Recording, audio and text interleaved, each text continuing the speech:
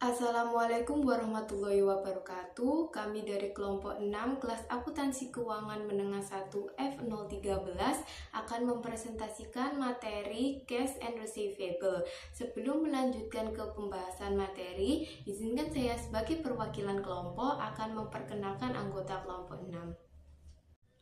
Danish Aishi Shifau Rizky dengan NPM terakhir 202, Ahmad Faiz Ferdiansyah dengan NPM terakhir 211, Syalsabila Sintiara Cemawati dengan NPM terakhir 220, Nindya Naizela Fauzi dengan NPM terakhir 248. Kas merupakan aset yang paling liquid dalam laporan keuangan karena dapat segera digunakan untuk memenuhi berbagai kewajiban perusahaan. Kas mencakup uang tunai yang dimiliki perusahaan baik dalam bentuk koin maupun uang kertas, serta dana yang tersimpan di rekening bank dan dapat ditarik sewaktu-waktu. Nah, karena sifatnya yang sangat mudah digunakan, kas itu menjadi komponen penting dalam menjaga kelancaran aktivitas operasional perusahaan. Selain uang tunai dan saldo di bank, terdapat beberapa instrumen lain yang juga dikategorikan sebagai kas karena dapat segera diuangkan tanpa proses yang rumit. Adapun instrumen-instrumen tersebut antara lain money order, cek bersertifikat, dan cashier check. Instrumen-instrumen ini dianggap setara dengan uang tunai karena memiliki tingkat kepastian pembayaran yang tinggi dan dapat langsung digunakan sebagai alat pembayaran. Di samping kas, terdapat pula istilah setara kas. Apa sih itu setara kas? Setara kas adalah investasi jangka pendek yang sangat liquid dan dapat dengan mudah dikonversikan menjadi kas dengan risiko perubahan nilai yang sangat kecil. Suatu investasi dapat digolongkan sebagai setara kas apabila memiliki jatuh tempo yang relatif singkat, yaitu maksimal 3 bulan sejak tanggal perolehannya. Nah, adapun beberapa contoh instrumen yang termasuk dalam setara kas antara lain surat berharga pemerintah, commercial paper, serta dana pasar uang tertentu yang menyediakan fasilitas cek. Instrumen-instrumen tersebut dipilih karena memiliki tingkat keamanan yang tinggi, mudah dicairkan, dan umumnya digunakan perusahaan untuk mengelola kelebihan kas dalam jangka waktu yang sangat pendek. Dengan memahami perbedaan antara kas dan setara kas, perusahaan itu dapat menyajikan laporan keuangan yang lebih akurat serta menunjukkan kemampuan likuiditasnya dalam memenuhi kewajiban jangka pendek. Pada laporan keuangan terdapat istilah kas terbatas atau restricted kas. Kas terbatas adalah dana yang memang sengaja disisihkan untuk tujuan tertentu sehingga tidak bisa digunakan secara bebas oleh perusahaan, terutama untuk membayar kewajiban jangka pendek. Misalnya dana yang disiapkan khusus untuk pelunasan utang tertentu, pembangunan aset, atau keperluan proyek tertentu. Karena penggunaannya dibatasi, kas ini tuh tidak diperlukan sama seperti kas biasa. Jika jumlahnya cukup material atau signifikan, maka kas terbatas harus disajikan secara terpisah dalam laporan posisi keuangan. Selain itu, klasifikasinya bisa masuk sebagai aset lancar atau aset tidak lancar tergantung kapan dana tersebut itu akan digunakan. Ada beberapa ciri utama dari kas terbatas. Yang pertama, dana tersebut memang disisihkan untuk tujuan tertentu. Yang kedua, dana itu tidak dapat digunakan untuk memenuhi kewajiban jangka pendek perusahaan. Yang ketiga, jika jumlahnya cukup besar atau material, maka harus disajikan secara terpisah dalam laporan keuangan agar informasi yang diberikan kepada pengguna laporan lebih transparan. Selanjutnya ada juga istilah bank overdraft. Bank overdraft itu terjadi ketika saldo rekening di bank menjadi negatif. Hal ini tuh biasanya terjadi karena perusahaan mengeluarkan cek atau melakukan pembayaran yang jumlahnya melebihi dana yang tersedia di rekening. Nah, dalam pelaporan keuangan, perlakuan terhadap bank overdraft tergantung pada bagaimana overdraft tersebut itu digunakan. Jika overdraft merupakan bagian dari pengelolaan kas perusahaan dan biasanya dapat segera dilunasi, maka overdraft tersebut itu dapat dicatat sebagai bagian dari kas dan setara kas. Namun, jika overdraft tidak bersifat sementara atau bukan bagian dari manajemen kas sehari-hari, maka harus dilaporkan sebagai kewajiban lancar. Jika jumlahnya cukup besar atau material, overdraft itu juga perlu diungkapkan secara terpisah dalam laporan keuangan agar pengguna itu dapat memahami kondisi keuangan perusahaan dengan lebih jelas. Nah, dalam laporan keuangan, tidak semua item yang berkaitan dengan uang itu langsung diklasifikasikan sebagai kas. Beberapa item itu memerlukan perlakuan agar klasifikasi khusus penyajiannya dalam laporan keuangan itu lebih tepat dan mencerminkan kondisi yang sebenarnya. Contohnya adalah petty cash dan change fund. Nah, kedua item ini itu diklasifikasikan sebagai kas karena digunakan untuk kegiatan operasional sehari-hari perusahaan seperti membayar pengeluaran kecil yang bersifat rutin.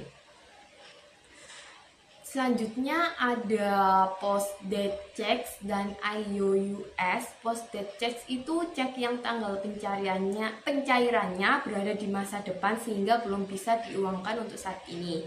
Sedangkan IOUs merupakan bukti utang dari pihak tertentu. Nah, karena keduanya belum dapat segera dicairkan menjadi uang tunai, maka diklasifikasikannya itu sebagai piutang.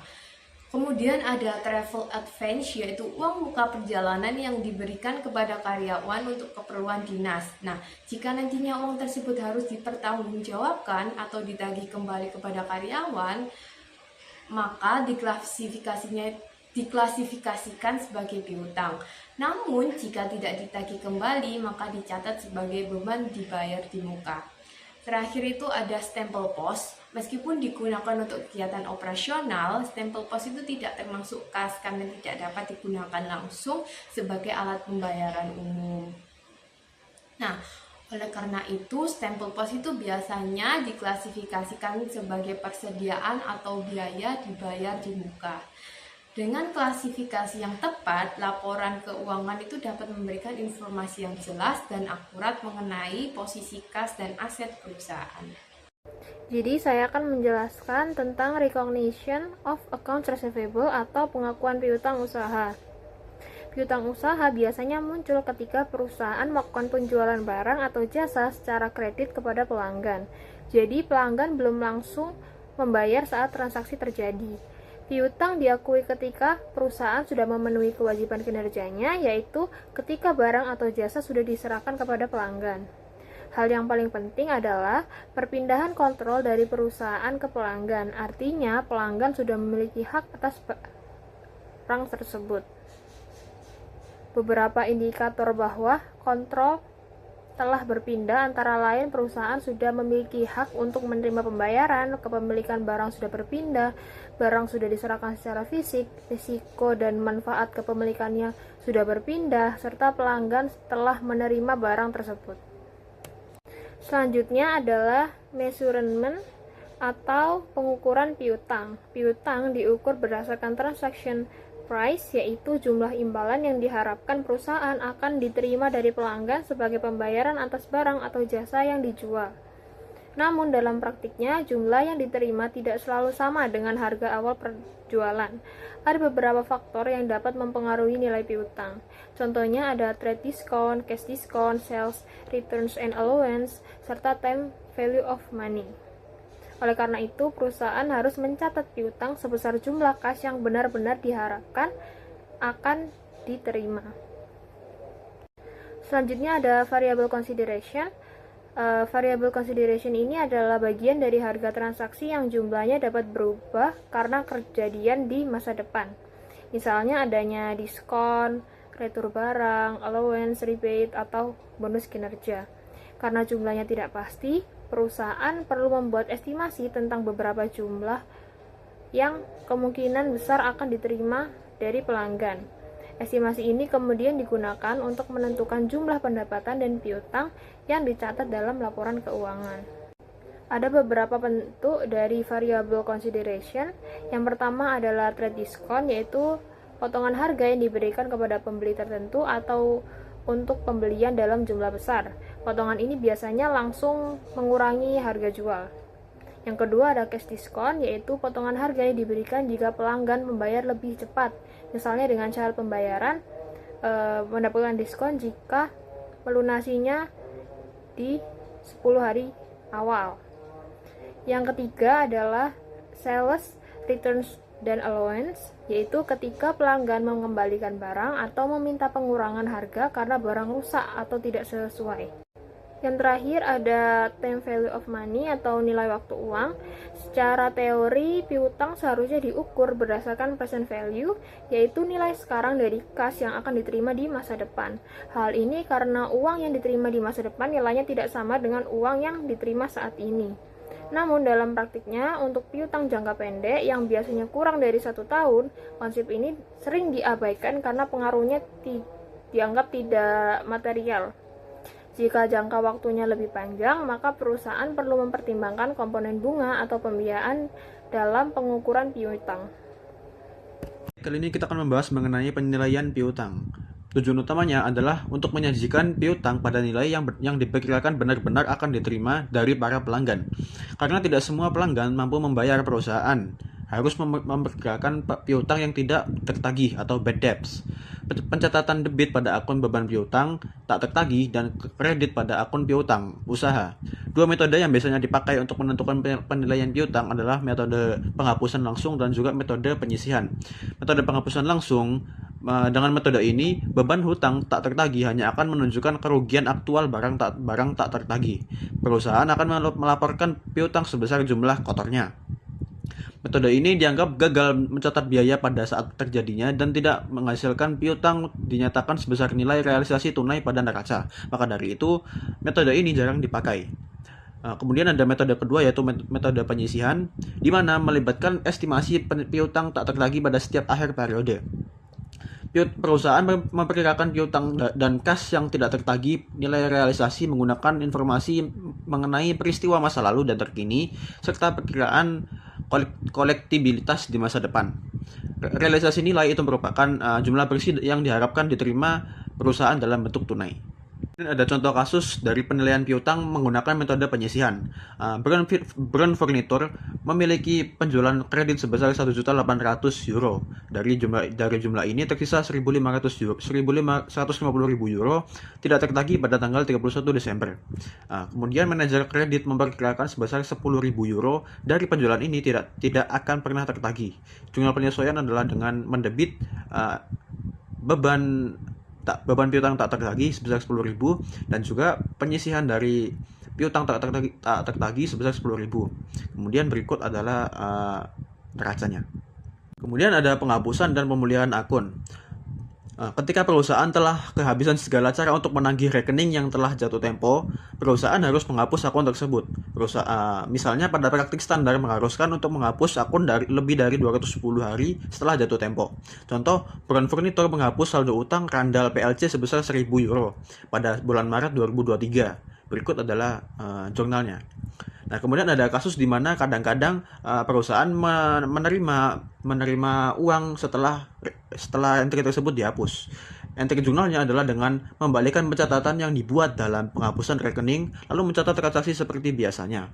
Contoh, pada 1 Juli 2023, Randall PLC membayar sebesar 1.000 euro yang Brown Furniture telah hapuskan pada tanggal 1 Maret barusan.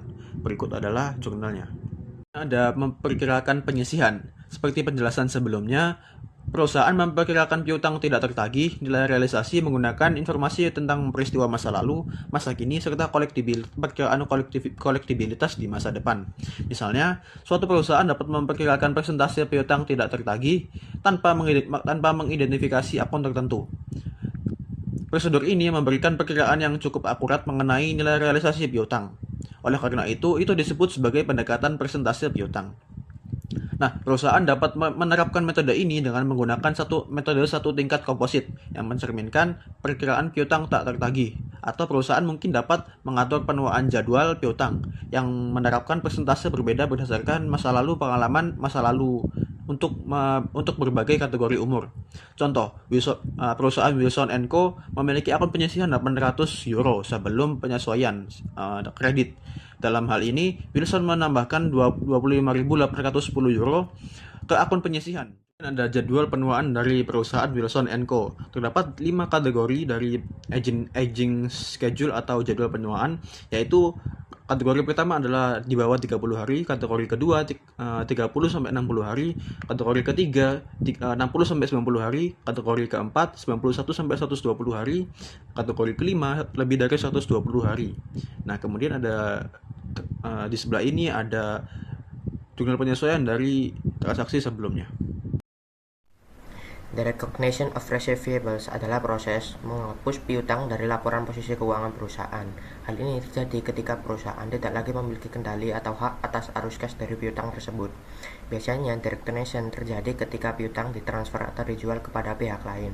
Transfer piutang sendiri biasanya dilakukan dalam dua bentuk utama, yaitu yang pertama ada sale of receivables, yang merupakan penjualan piutang kepada pihak lain, biasanya kepada lembaga keuangan yang disebut faktor. Faktor kemudian bertanggung jawab untuk menagih piutang dari pelanggan. Perusahaan menjual piutang ini untuk memperoleh kas lebih cepat, meskipun biasanya harus membayar biaya tertentu. Lalu selanjutnya ada secure borrowing, yang merupakan pinjaman dengan piutang sebagai jaminan. Perusahaan tetap memiliki dan menagih piutang dari pelanggan, tetapi piutang tersebut dijadikan jaminan kepada pemberi pinjaman. Jika pinjaman tidak dapat dibayar, pemberi pinjaman berhak menagih piutang untuk melunasi utang. Piutang tetap dicatat sebagai aset, sedangkan pinjaman dicatat sebagai kewajiban. Jenis sales of receivables. Ketika perusahaan menjual piutang mereka, transaksi tersebut menjadi sale of receivables, yang dalam praktiknya sendiri dibagi menjadi dua jenis penjualan piutang, yakni yang pertama ada without guarantee. Jadi dalam penjualan ini, perusahaan menjual piutang tanpa memberikan jaminan atas kemungkinan gagal bayar pelanggan. Artinya seluruh risiko kredit berpindah kepada pembeli piutang. Jika pelanggan tidak membayar, maka kerugian akan ditanggung oleh pihak pembeli. Lalu selanjutnya ada with guarantee atau dalam jaminan. Dalam penjualan ini, perusahaan masih memberikan jaminan kepada pembeli piutang. Jika pelanggan tidak mampu membayar, perusahaan mungkin masih memiliki kewajiban untuk menanggung sebagian kerugian. Perbedaan utama dari kedua metode ini adalah siapa yang menanggung risiko gagal bayar. Pada without guarantee, risikonya berada pada pembeli, sedangkan pada with guarantee, sebagian risikonya tetap pada perusahaan penjual. Selanjutnya ada presentation of receivable. Jadi dalam laporan posisi keuangan, piutang harus disajikan secara jelas dan terpisah berdasarkan jenisnya. Perusahaan perlu membedakan antara piutang lancar dan tidak lancar, serta antara trade receivables dan non-trade receivables. Selain itu, perusahaan juga harus menunjukkan allowance dari doubtful accounts sebagai pengurang piutang agar nilai piutang yang disajikan mencerminkan jumlah kas yang realistis dan dapat diterima. Informasi tambahan seperti risiko kredit, piutang yang dijadikan jaminan, serta konsentrasi risiko kredit juga harus diungkapkan dalam catatan laporan keuangan. Lalu selanjutnya ada analysis of receivables. Untuk menilai kualitas dan likuiditas piutang, analisis sering menggunakan rasio keuangan. Salah satu rasio yang paling umum digunakan adalah account receivables turnover, yaitu rasio yang menunjukkan seberapa sering perusahaan berhasil menagih piutangnya dalam suatu periode.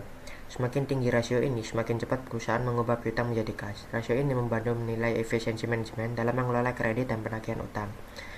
Untuk rumusnya bisa dilihat, yaitu net sales dibagi average trade receivables yang menghasilkan account receivables turnover.